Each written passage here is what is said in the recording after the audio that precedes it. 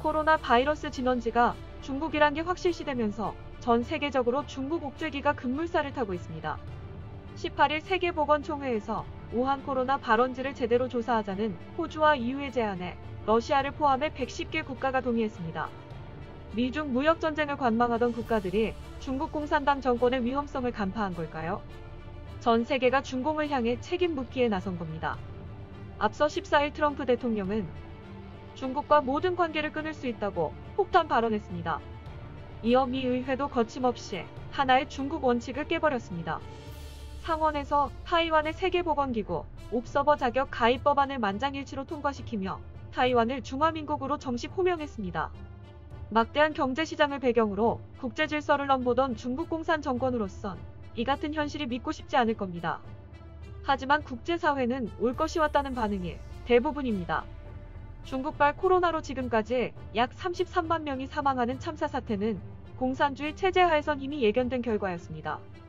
중국은 2003년 사스 발생도 초기에 은폐했듯이 이번 코로나도 광범위하게 확산한 지 2개월 후에야 공개하는 기만 행위를 되풀이했습니다. 중국 공산 정권은 소셜미디어부터 자녀 계획까지 모든 면에서 자국민의 삶을 통제합니다. 거대 권력에는 큰 책임이 따르는 법이지만 공산당이 하는 일은 언제나 전능해야 한다며 잘못은 절대 인정하지 않습니다. 그러다 보니 사회 안정에만 집착하게 되는데 사회 안정성 위협을 공산당 통치 위협으로 간주하기 때문입니다. 이는 중국 내부 보안 예산에 책정된 안정성 유지 예산이 군 예산을 상회하는 것으로도 알 수 있습니다. 치명적인 전염병 발생을 거짓으로 은폐하는 것도 사회 안정성 위협을 원천 차단하는 통치 행위라고 주장합니다.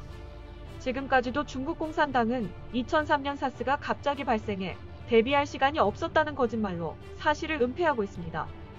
2002년 광둥성에서 발생한 첫 사례를 이듬해 2월까지 WHO에 알리지 않았고 다른 지역으로 확산될 때까지 방치한 것은 드러난 사실입니다. 이로써 국제사회를 지탱하는 신뢰와 협력 관계가 중국 공산당엔 기대할 수 없다는 걸 스스로 증명한 셈입니다.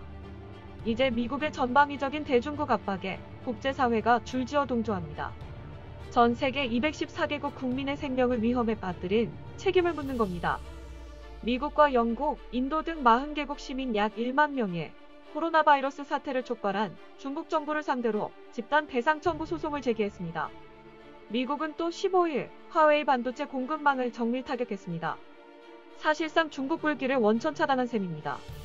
중국 공산당이 절대 양보하지 않았던 게 하나의 중국 원칙입니다. 그러나 미국은 차이잉원 총통의 취임을 계기로 타이완을 중화민국이라고 호명함으로써 독립국가로 인정했습니다. 이는 또한 홍콩, 위구르, 티벳의 분리 독립 의지를 부추기는 행위이자 중국 공산당 흔들기에 쇠기를 박았다고 할 수 있습니다. 일련의 이러한 사태들은 중국 공산당의 바보 같은 자충수입니다. 전염병 데이터를 조작하고 가짜 정보를 유포하는 등 책임을 피하려는 초기 대응으로 국제사회의 반감을 초래했습니다. 마스크와 의료 장비를 집중 매입해 글로벌 마스크 부족, 대란을 초래한 것도 바보짓입니다. 그 와중에 120개국에 지원한 의료 물품들 대부분이 불량품으로 판명돼 국제적 불신을 자초했습니다. 심지어 외교관들까지 전 세계가 중국에 감사해야 한다는 등 적반하장시 선전에 앞장서는 어처구니없는 상황을 연출했습니다. 중국에 빌붙은 WHO는 지난해 12월 사람 대 사람 감염 가능성을 제기한 대만의 보고를 의도적으로 묵살했습니다. 더구나 지나치게 중국을 감싸다 뒤늦은 팬데믹 선언으로 국제사회가 코로나에 대응할 시간을 잃게 했습니다. 중국 정부가 투명하다고 칭찬해온 WHO 사무총장의 주장과 달리 중국은 이미 1월 초에 우한 연구소에 바이러스 샘플을 제거했습니다. 발원지 추적이 가능한 증거를 없앰으로써 이번 사태에 대한 책임을 피하려는 겁니다.